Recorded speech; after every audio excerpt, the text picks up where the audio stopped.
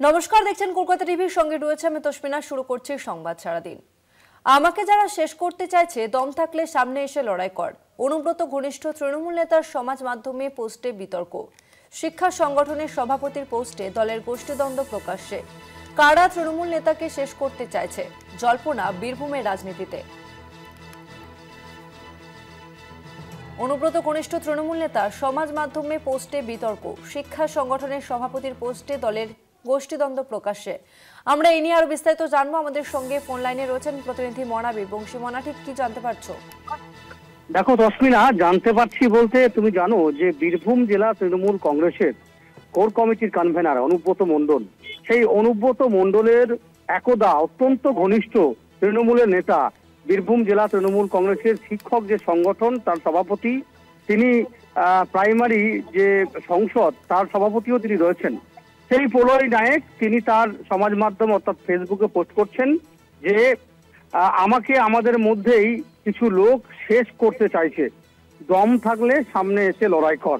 আমি এই তৃণমূল কংগ্রেসটা বা সংগঠনটা করে আজকে নিজেকে নিজের দক্ষতায়, কর্মদক্ষতায়, সংগঠনের জায়গায় আমি নিজেকে নিয়োজিত করেছি।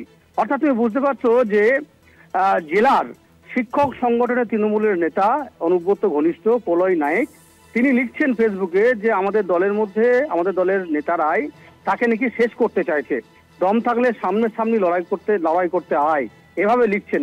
কাজেই এক কথাই বলা যেতে পারে যে তৃণমূল কংগ্রেসের যে গৃহযুদ্ধ, সেই দ্বন্দ্ব কিন্তু আবারও এই পোস্টকে ঘিরে দ্বন্দ্ব প্রকাশ্যে এসে সেটা কিন্তু বলা যেতে পারে। কারণ তুমি জানো যে সম্প্রতি অনুব্রত মণ্ডল নিজেই বলেছিলেন যে আমাদের শত্রু বিজেপি, কংগ্রেস, সিপিএম নয়, তৃণমূলের শত্রু তৃণমূলই। সেটাই আবার পোস্ট করে এবার স্বীকার করছেন প্রলয় নায়ক। কিন্তু বিষয় হচ্ছে যে এই প্রলয় নায়ককে তার দলের তৃণমূলের নেতাকর্মীরা কারা, যারা তাকে শেষ করতে চাইছেন এবং তাদেরকে চ্যালেঞ্জ করছেন যে সামনে এসে লড়াই কর, সেই ব্যক্তিরা কারা তৃণমূলের দলের, এটাই এখন সবচেয়ে বড় প্রশ্নের।